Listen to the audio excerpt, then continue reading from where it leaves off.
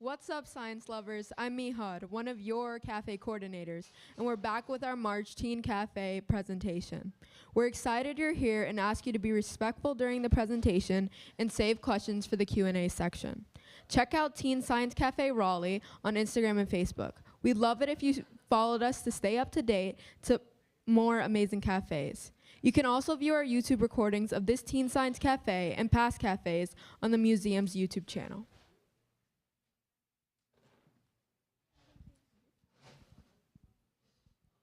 Our presenter is Dr. J.T. Ho, a scientist with a computational biology PhD from University of California, Berkeley, focusing on protein folding and machine learning AI.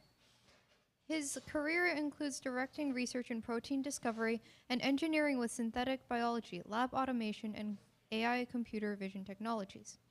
He's also explored protein production to find solutions to protect crops against insect damage and plant competition. Please welcome Dr. J.T. Ho to the stage.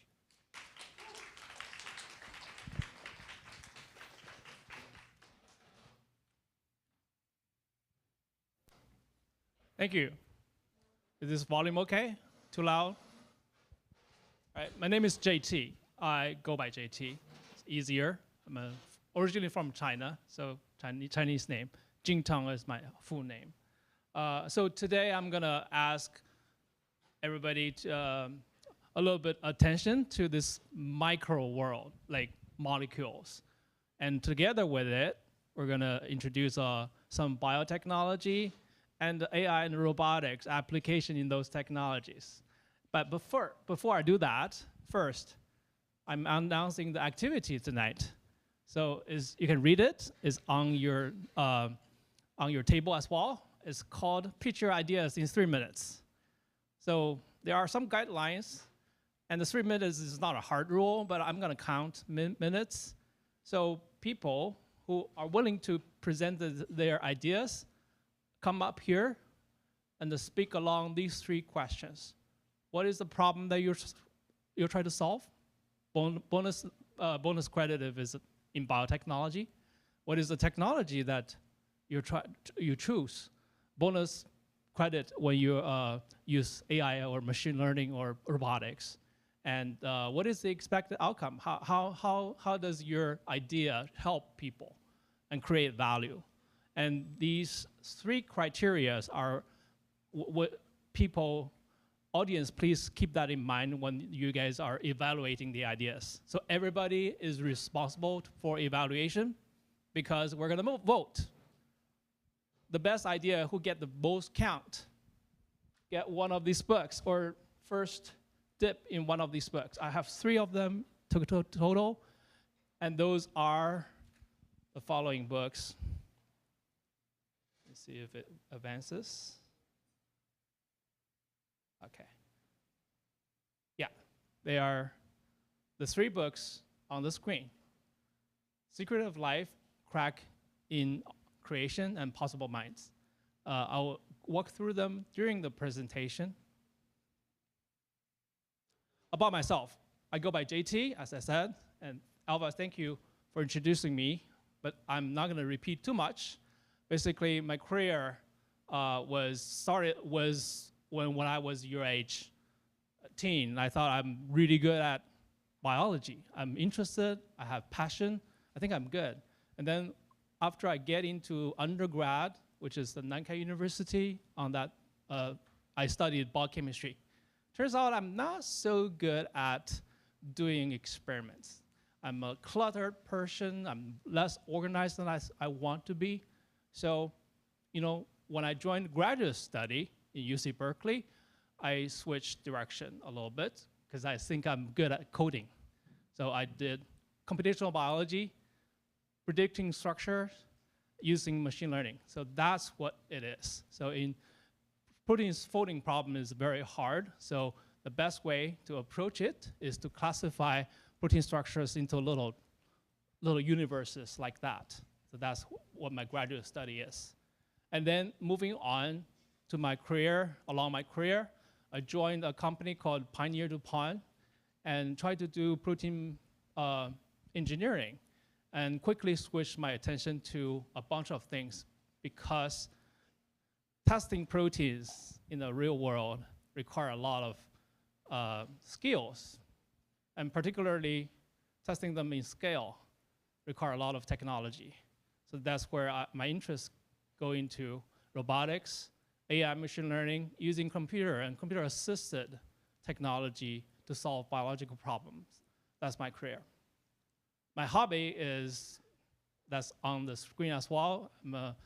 I play piano. I'm sort of a musician in some sense, because I use machine learning and neural network to generate music rather than creating music my own mind. I have a cat named Cloudy.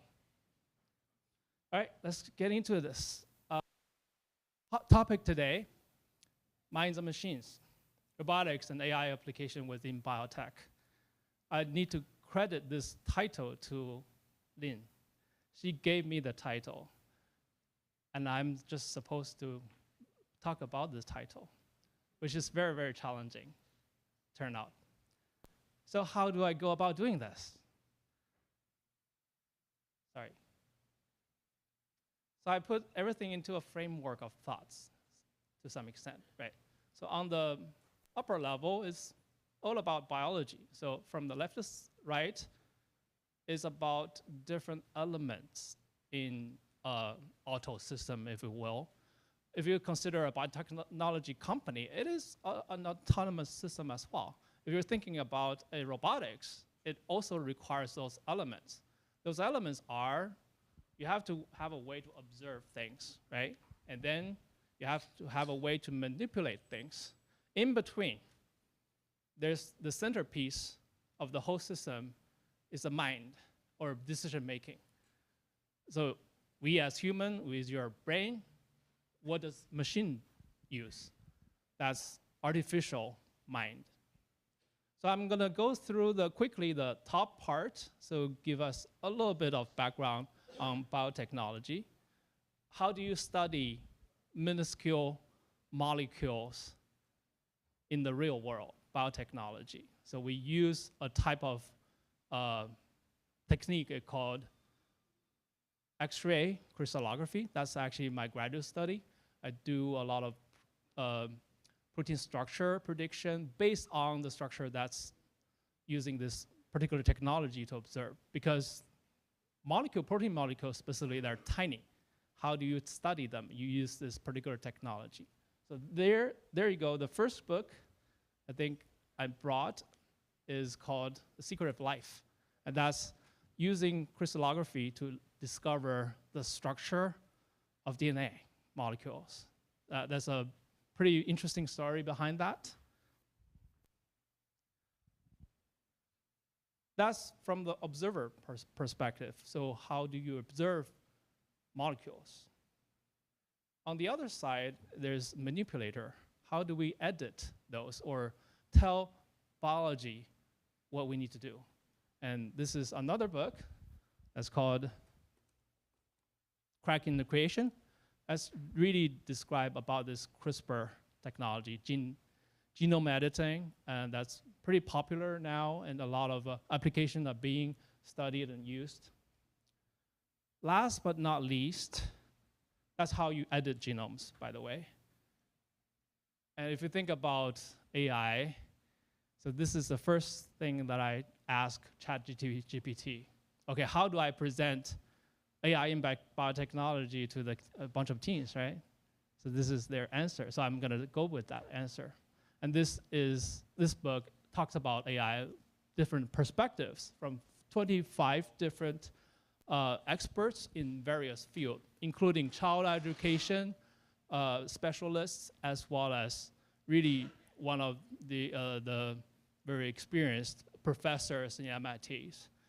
And those three books are the rewards of today. So whoever got the most popular vote have the first step on these three books, and go so on and so forth.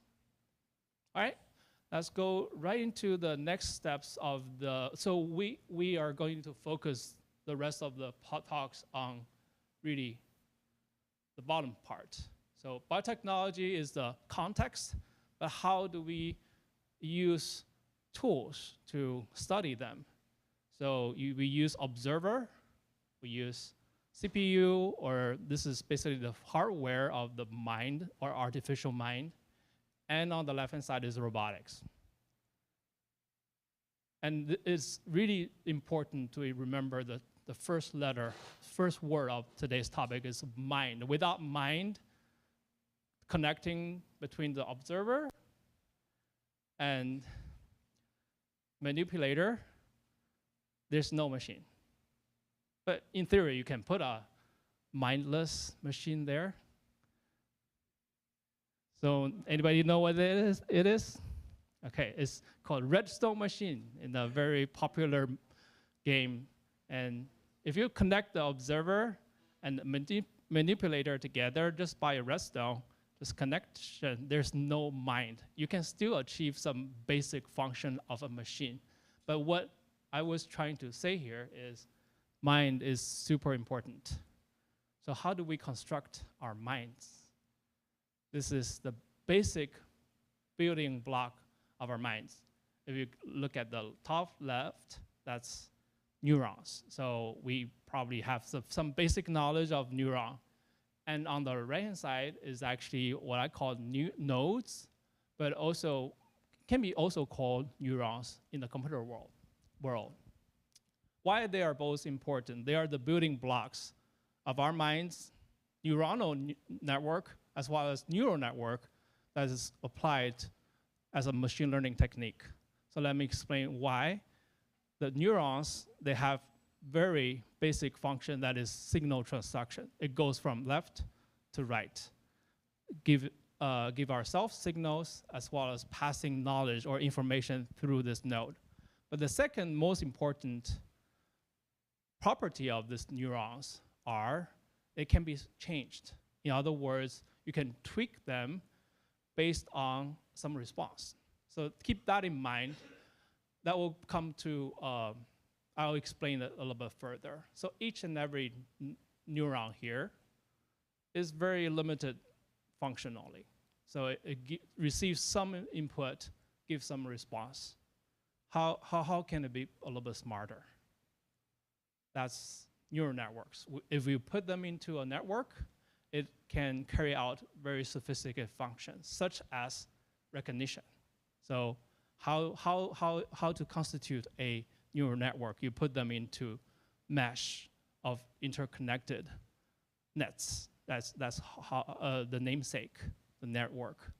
But really more importantly, what's the data that you feed it is how you train these neural networks, such as on the left-hand side, you have a bunch of images, and images got translated into digital signals, one or zero, and go through this neural network and try to predict the outcome, or in this case, the label. And the label, when you achieve the right successful prediction, it will reinforce whatever is currently in the neural network. If it makes a wrong prediction, the neural networks got penalized.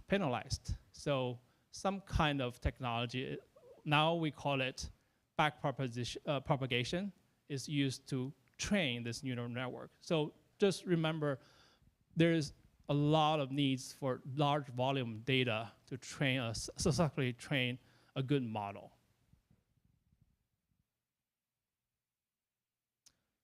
Machine learning, neural network, computer vision are used in many ways. Some of them are shown here, such as classification. You can take an image, as long as you have enough training data, should be able to tell apart what this particular insect is and versus another.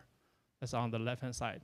But also, you can take a picture and try to find object, as well as classification. That's sometimes called object identification. So I will use a very concrete example that recently that I learned is this particular technology. So the technology is really the aim or the application here to keep in mind is to kill invasive plants in the field. How to achieve that? The invasive plants are in the crosshair there. the rest of the plants on that particular graph is innocuous, or they are the crops that we want to protect. How do you, with precision, apply herbicide on those weeds so that we can get rid of them from the field? So this is actually utilizing the object identification technology. From the left to right, those three pictures is actually taken by the machine underneath, right? The machine will take the first picture on the left-hand side. The middle picture is actually showing, it's doing the object identification in real time. Within a couple of seconds, or preferably even shorter, it will use this different bounding box to delineate the area that is largely occupied by a weed or largely occupied by our crops. So it's very straightforward. Green ones are crops, red ones are weeds. So on the final graph, it's just showing there's nozzles on this machine, and based on that delineation, you can, with precision, apply herbicide on those weeds. That the whole technology is developed by a company called Blue River, and I think that's one of the good exemplary case of using object recognition or object identification in the agriculture world. Moving on a little bit, in addition to images as a training set, you can also use language or words as a training set. So this is just showing when you train with a large amount of natural language, or sometimes you can use protein sequence to train what can you achieve. On the left-hand side, that's what we all know about, this ChatGPT example. On the right-hand side is actually something called AlphaFold. This is developed by Google. And it achieves successfully protein folding or protein structure prediction, which is my PhD topic many years ago. And now humans are making a lot of long strides along this direction, based using this large language model and whatnot. All right. Any questions so far? Okay, moving along. Okay, just remind ourselves, put ourselves on this landscape. Minds, machines, observer, applicator, or manipulator. How do you put together a more complex machine in the robotics world? So one of the key technology is actually using something called liquid handling. So if we think of big petri dishes on the left-hand side that looks like that, you miniaturize that into a grids that's called 96 well, that's in the middle. And I'll show you how 96 well plates are handled by passing out these demo labwares. We call them labwares. And how that labware is manipulated is typically through automation machine. So do you mind if we can pass it?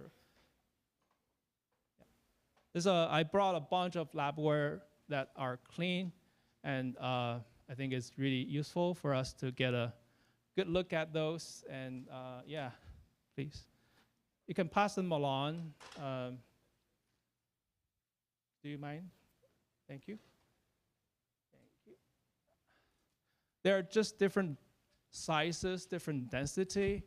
And bottom line is we want to do biological experiments in a high throughput fashion. Sorry. Yeah. So how do you put them together in combination to build a very complex machine? Okay, here's a question. Okay, while you guys are looking at the labwares, do you know who built this machine? Mumbo Jumbo, yeah, you got it. All right, extra credit for you.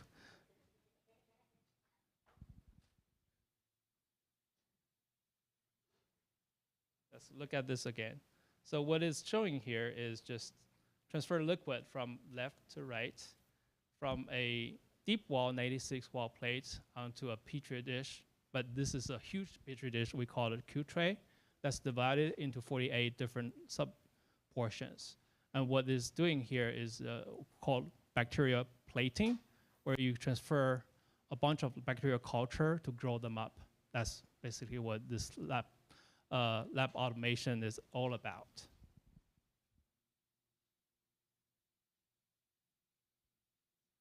At the end of the talk or the finish today, we can, if you're interested in take some labware home just to play with or see it, you can do so.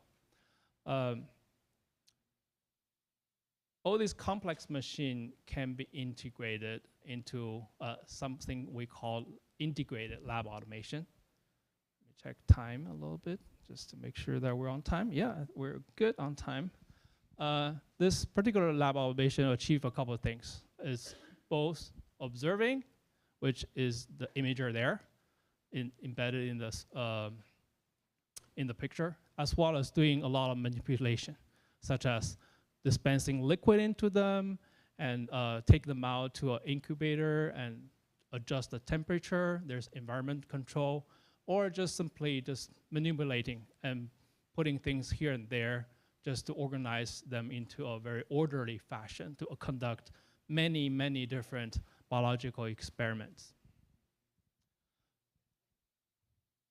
The next, I'll use one of the, I guess, very concrete example. The industry that I'm familiar with in the last pretty much 15 years to put everything into a perspective. Okay, so one of the key problems that we're facing in our field is insect eating them. We call them pests. They're basically mostly Lepidopteran species or butterflies or moth that destroys our crops. So one of the ways that you can actually prevent your crop from being eaten is to express protein in them. Those proteins has to achieve two things. One is it has to specifically kill those pests that you want to kill. So in other words, with precision. But the other thing is, at the same time, it cannot harm anything else. In other words, say monarch butterfly, shown here, even if they eat them in small quantity or in certain quantity, if they eat them, they are good, they're healthy, they stay alive. Okay, so that's the principle of genetically modified organisms. In this particular case, we call them insect trait or input trait. Otherwise, you're going to see, like for example, fall armyworm damaging your corn plants or soy plants. And sometimes in the field, you got like 50% yield loss. But how do we discover those proteins in the first place? So this is a brief introduction of what we call a bioassay. So from bacteria source or even ferns or plant source, we isolate those genes of interest or proteins of interest. And then we recombinantly express them into samples. That's the toxin part there. In order to test your protein, you need to mix them with diet and put a little bug on the diet and let them eat it. And use microscopy to look at the outcome. That's basically the whole process. It's conceptually very, very simple.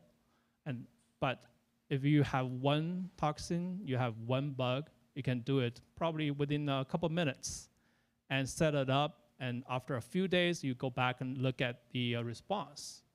But imagine that you have to do it with hundreds of or thousands of protein and 5 different types of pests. And because of it's an inherently very noisy, variable process, you have to repeat your assay in parallel many times, such as 15 times or 20 times. How do you achieve those insect testing in a very, very high throughput is the challenge. This is also, when you read them out, this is showing two types of responses. One is largely healthy, and the other is somewhat stunted. That actually gives you an indication of how toxic or how good is your protein of interest. And you can use, very obviously, you can use machine learning and image recognition to classify them into different bins of responses. This way, you can automate the whole process. So one of the ways that I previously implemented is using this lab automations technique in a relatively high scale. I'll show that a couple of times, and I'll walk through you with what we're looking at here.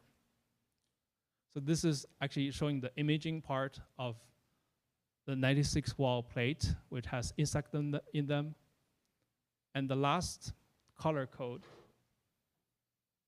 color changes, indicates a particular machine learning or deep learning algorithm called segmentation. You can do segmentation without the deep learning, but it's much better to do it with the help from neural network and AI. That's basically how do you put together a very high throughput automation system. Okay. So this arms will move different labwares in different devices for preparation. This dispenser will drop insect eggs in them, and then after a couple of days of incubation, or during this couple of days, you can continuously image them and do quantification with machine learning or with computer vision algorithms. All right, so we introduced a couple of different technologies today. So if we walk this through together, so one technology is called observing molecules. You need to identify the structure of a molecule. Second is gene editing. So that's on the two corners of this particular process. You basically start off with, in one of the modes, you start off using AI to generate your protein or design your protein, and then go through this high throughput testing phase to identify which is the protein that you really want. Use genome editing to put them into the plants that you want to display a trait in, and then those plants can be grown in the field. We can use drone, again, computer vision technology to assess the field performance. And that's how conceptually a full cycle of ag biotech application of robotics and machine learning or AI can be instituted.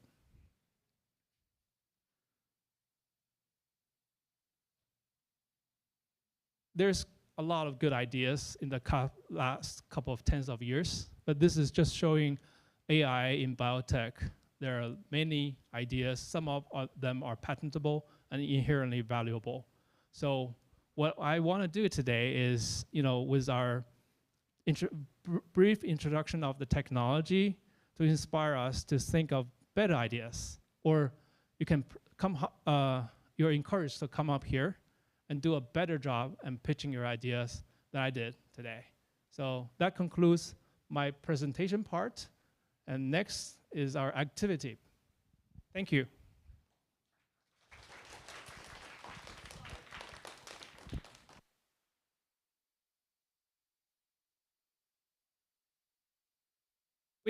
I think we got a couple of minutes for us to look at the exemplary ideas. Lynn, would you mind?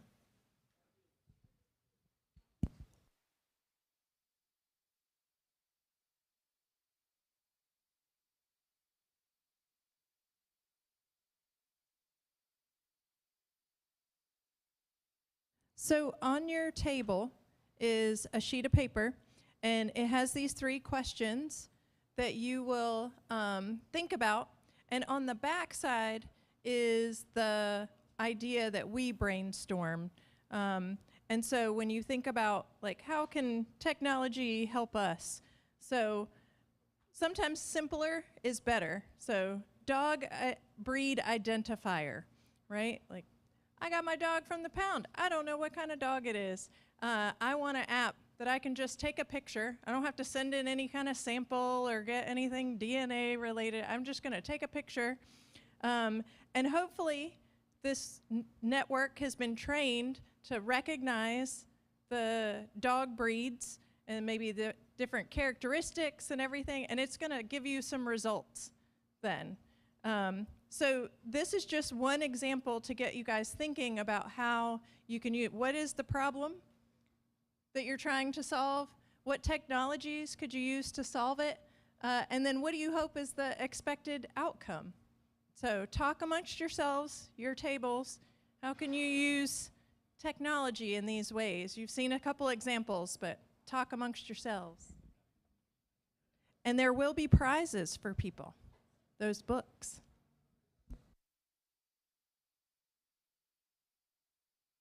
You already answered the mumbo jumbo question correctly. So you want to present your ideas? Yeah. Hold on a second. Let people, give people a couple minutes to talk so that you don't get too much noise.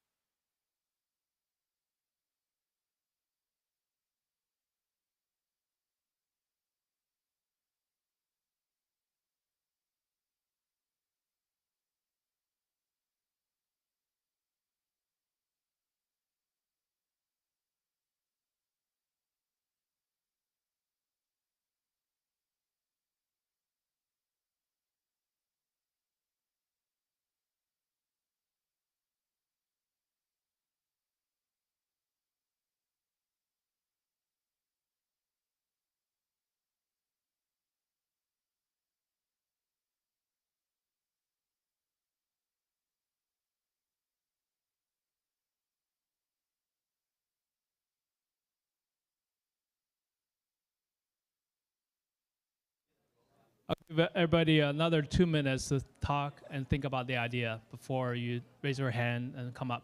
So when you come up, you speak your name first and then start pitching your ideas. I'll make sure that the idea is presented within 3 minutes.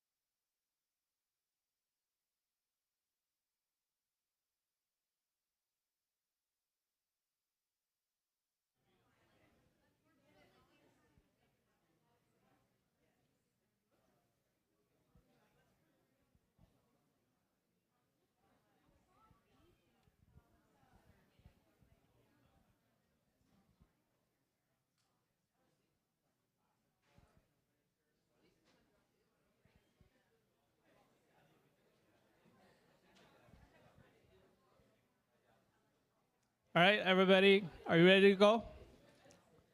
All right.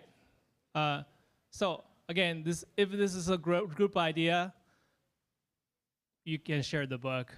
We only have one book per each idea. So first, say your name, and then I'll start the countdown of 3 minutes. You can come up here. This is actually better.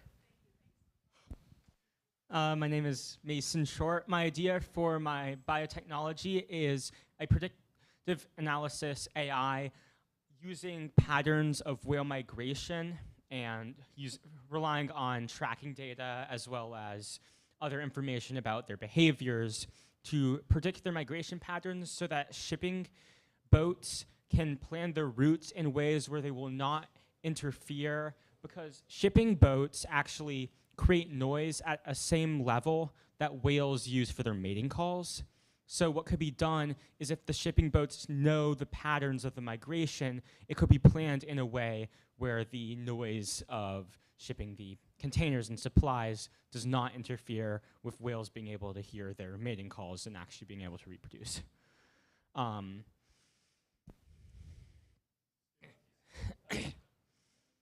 a little bit. What type of data are you collecting and try to train your machine learning model?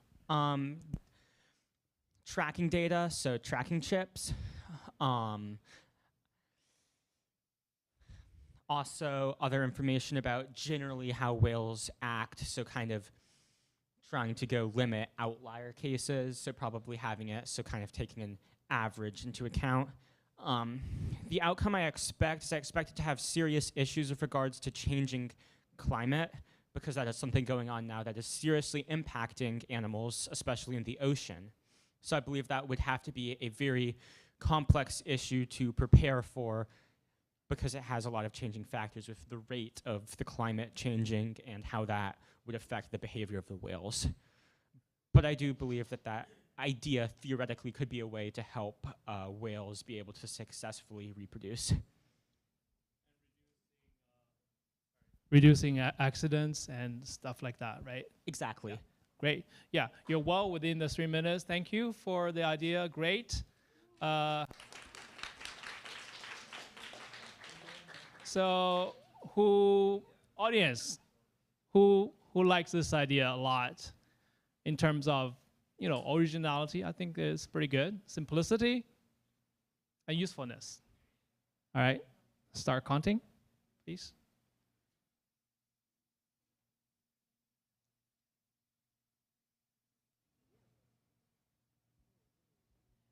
This seems to be well liked. Yeah. Lots of Quite hands. popular. Yep. All right. Did we have a count? Yes. Okay. All right. Okay. Next idea presenter. Who? Okay. I'm just gonna pick. Thank you. Okay. All right. Go ahead.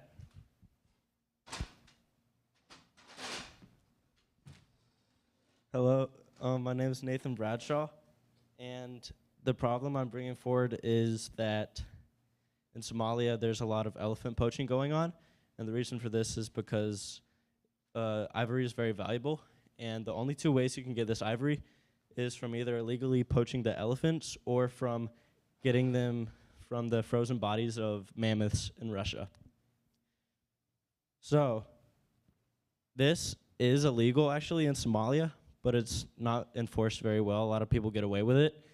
And the main way that people do become imprisoned from this is when they're caught selling it. So I'm bringing forward an AI which can quickly identify if ivory is the illegal elephant or if ivory is from the legal mammoths in Russia. And the way I think this AI is going to do this is by sending a photograph in of the two pieces of ivory and being able to tell the difference.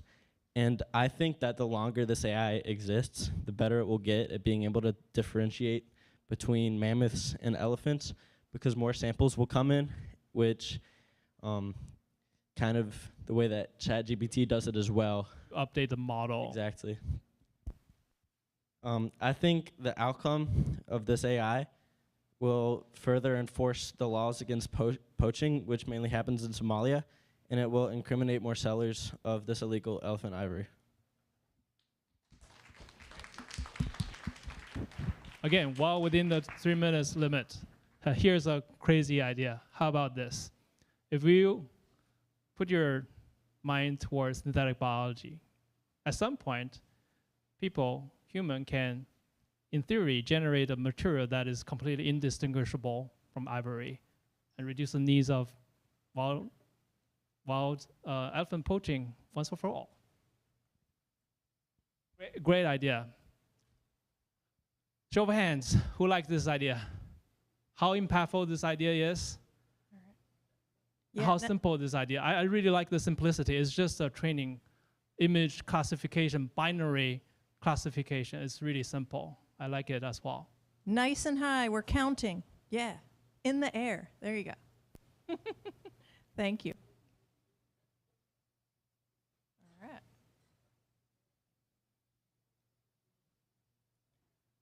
Thank you. All right, we have a count. Okay. Next idea. All right, Alva.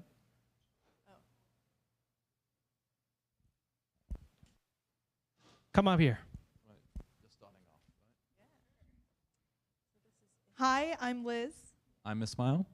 and our idea has to do with lanternflies, an invasive species coming in the northeast of the U.S. and coming down actually to North Carolina. These lanternflies push out native populations of insects and prey on our native trees.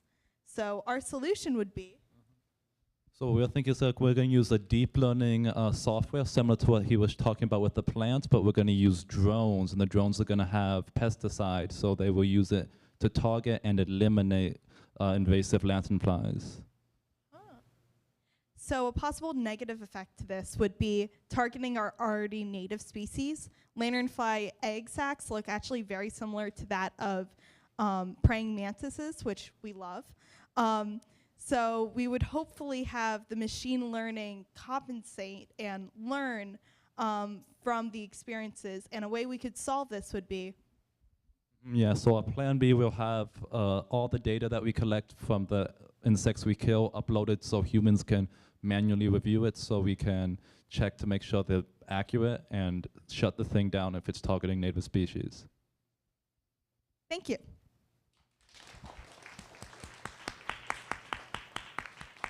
So I have a couple comments before we vote.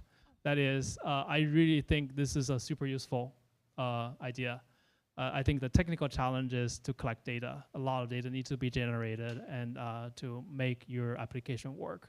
So keep thinking, but don't let that hold you back. Keep thinking about the problem. Thank you. Who likes this idea? Sorry, your name again? Ismail, that's the name.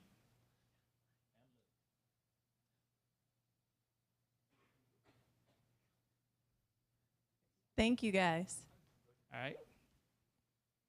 Okay, any next idea? Yeah, got one in the back.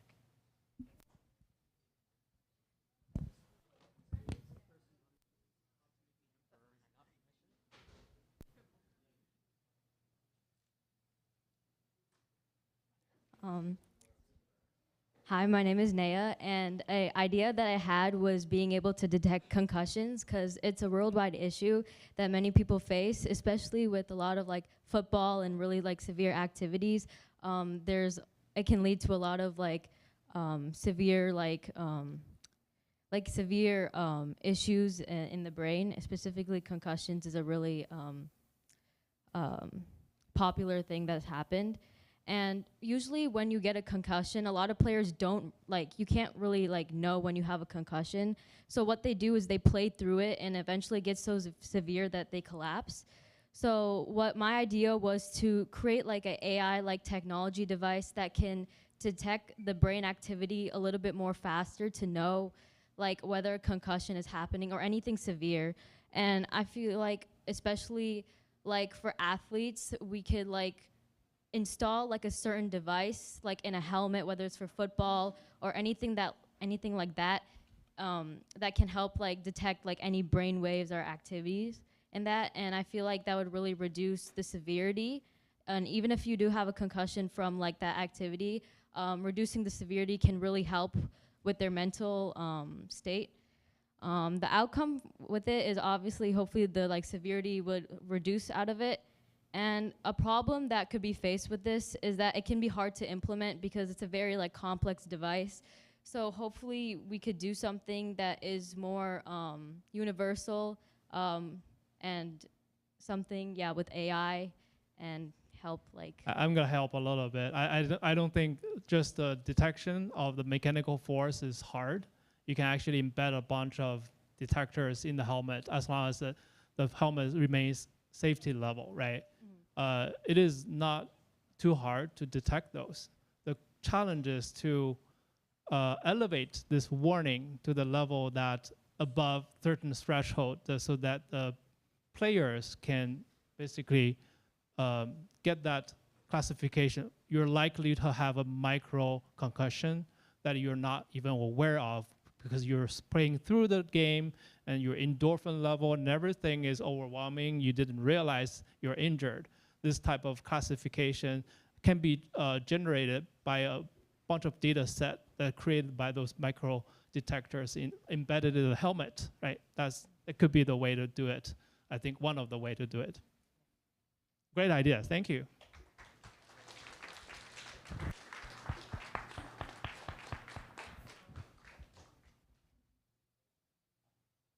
Show of hands. Wow, a lot of good ideas around. We have environment, we have medical, health. Yeah. It's really covering a pretty big portion of biotech, what really biotech is about. Thank you. All right, any next ideas, please?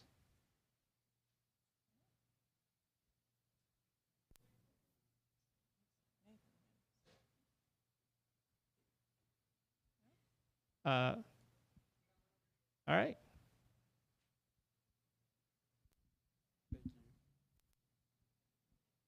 Hi, I'm Surya. My idea for what problem I'm trying to solve is skin cancer detection. So skin cancer is something a lot of people can experience, and just to like help detect that and get a diagnosis so you can see a doctor and get help is really important. So a technology I would use is you would take an image of the suspected skin cancer, and it would be trained on images of actual skin cancer, and it could give you diagnosis on whether it's skin cancer or not, and if you should go seek treatment. One potential issue with this is that if it returns a false negative, so you think you don't have skin cancer when you actually do, so there probably have to be really like rigorous testing to ensure that you don't get many false positives like that are statistically significant. And so obviously I think you'd have to go through like the FDA and stuff. So yeah. Can you think of a better way to do it beyond imaging? In other words, imaging can be part of your input. Other information can be collected from your skin sample to reduce the chance of false negative. Such as sampling or biopsy, but those are more expensive. There are microscopic structure type of detection method that without invasive part, you can still detect or gather more information from a skin sample. I think that's basically another way to look at it. I think you're really good, very nice job being aware of the false negative. That's a very, very important issue when you're trying to do detection or medical diagnosis. Thank you.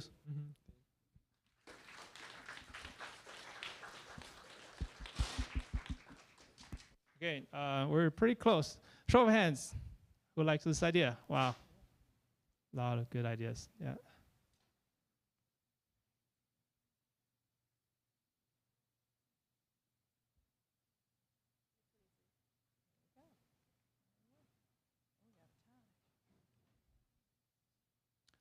All right, thank you.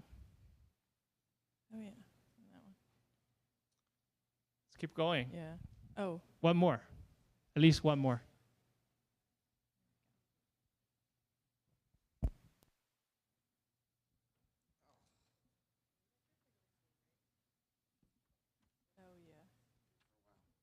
So, little off topic here. It's not about biotech, but it is a issue that could be solved with AI. Now, this issue is you don't want to sell things to criminals, correct? Or people with a criminal record, because they could be quite suspicious with that item. So, what I present is that you could take a photo of any criminal ever, and then you would identify that with a mugshot of that criminal, and you could see whether that person has ever committed a crime before, and if that is a turnoff for you to sell this item to someone. This would go with cars, guns, any sort of thing. Because doing a background check on someone, not a very fun thing to do. You have to do it all manually, and then you have to swipe through all the images, and it's a long process. Nobody wants to do that, and that's what AI is for, isn't it? It's to solve the problems that are arduous and nobody wants to do. So this would be beneficial not only for the safety of the people, but also for the time, because everybody likes free time, don't we? So this is the reason why I think this is useful.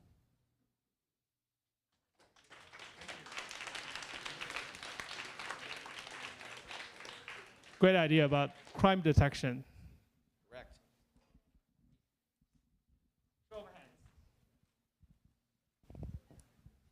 All right. Yeah, thank you for voting for this one too. Hands nice and high.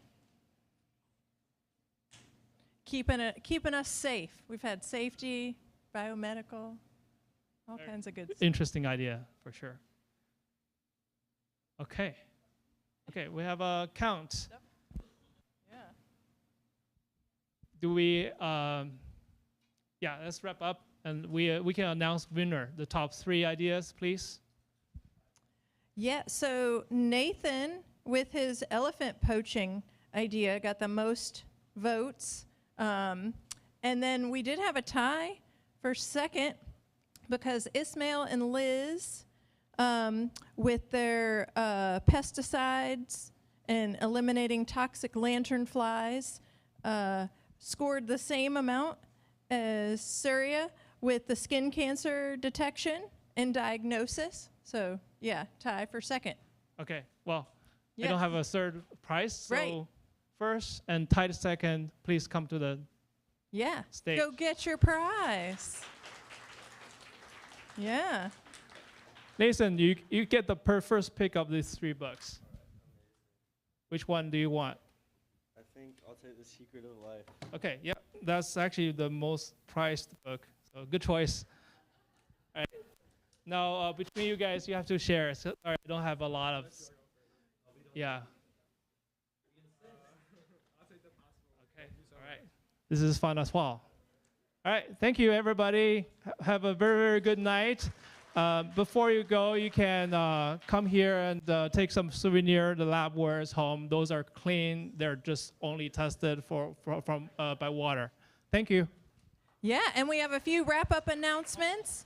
And then if you'll stick around maybe for some Q&A at the end if people wanted to ask any questions. And so we'll have a few minutes now. We do have like time for 1 or 2 questions if we wanted, and then we'll do our wrap-up announcements. So now you get to raise your hand high if you have a question. Or any good suggestions to our presenters to expand their ideas and make those ideas better. Yeah. Thank you. So congratulations for those great ideas, but a lot of them revolved around identifying, or like the skin cancer or the elephant tusk identification. A lot of it revolved around identifying. So if you look at Google Lens, for example, the way it sees something and identifies that currently, be it a plant, be it a bird, does that use AI or is it going against a database? You hear me okay? I think I don't presume that I know Google technology that well, but the principle is the same. They definitely have a way larger training set and various different images because they're Google, right? Everybody's sending in free images to them all the time and pre-labeled sometimes. So definitely there are, definitely I would call them AI technology behind it for all this identification type of technology. Thank you. Thank you. What do you think personally is the best robot we have in this world right now?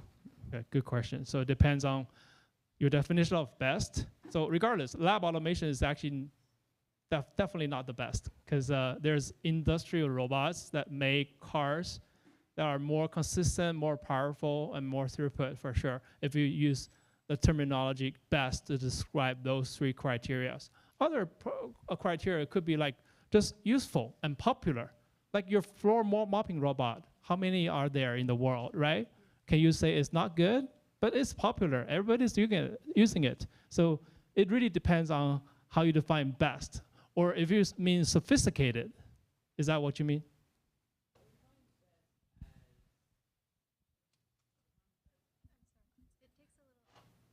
Hello? Okay, thank you. Good question. I would define best as something that gets bought the most while costing the least, I think. Cost effectiveness, yeah. I would say we have a golden tool of human is called capitalism. If you look at the market, any robotics product that can make money is good, to answer your question, because that basically cost effectiveness is already embedded in people's purchasing willingness. Thank you. More questions? Thank you so much for that. Just general basic question of thinking about with you and your role, what is the best part of your job and what is the worst part of your job?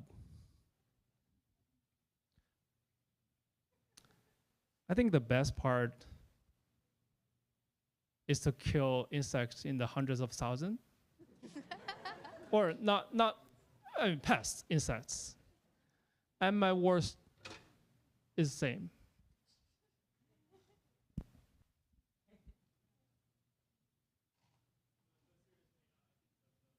I'm so super excited about you applying any AI machine learning technology in solving any problem. That's the best part. Sometimes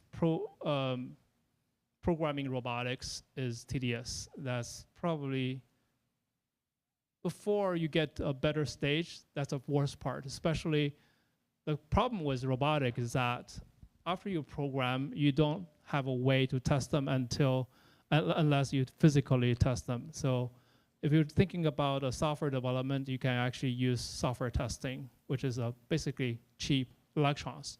But physical testing requires a lot of time. I think that's the worst part of the automation role. So a few times in the presentation, you referred to Minecraft, both with the thumbnail and the short video game clip. What would you have to say about edutainment and the usage of video games as a teaching tool?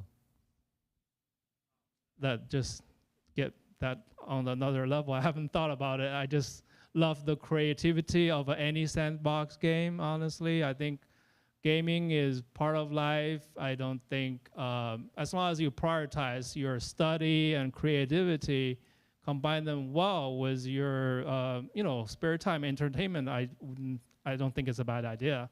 But yes, I think educational software in terms of gaming but it's more educational, is probably more appropriate to advertise, because Minecraft can be addictive. You can sink a lot of time on it. So yeah, beware.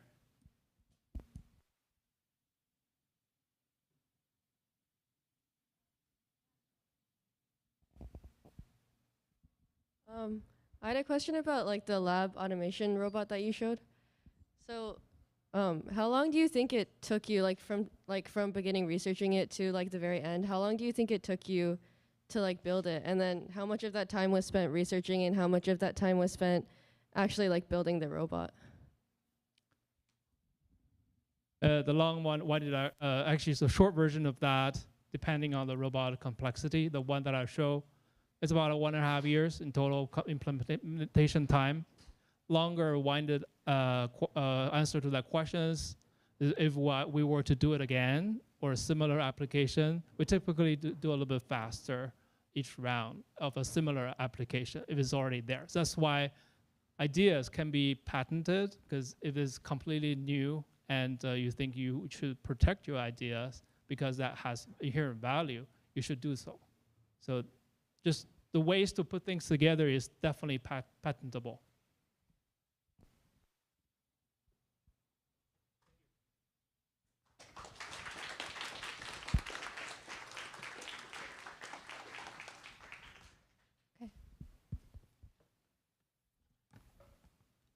Thank you again to Dr. Ho, and thank you all for listening and for sharing your ideas tonight. We hope you enjoyed the talk and learned something new. Thank you to the museum's digital media team for assisting with the online presentation, and to the Daily Planet Cafe staff for hosting us tonight. If you want to check out archive content from previous Teen Science Cafes or watch this presentation again, you can find all this content on the museum's official YouTube channel. Also, cafe coordinator applications are open, so if you're a rising 9th through 12th grader and are interested in applying, that will be open through Monday, April 29th. We hope to see you again on Friday, April 5th. For our next presentation, we'll be hearing from graduate student Kira Nuvia, who worked with the museum's ornithology collection and will share her work in current research. Finally, don't forget to fill out the cafe survey. You can turn it in at the exit door for a piece of candy. Thank you for listening. These have been your cafe coordinators, and we hope you have a great night.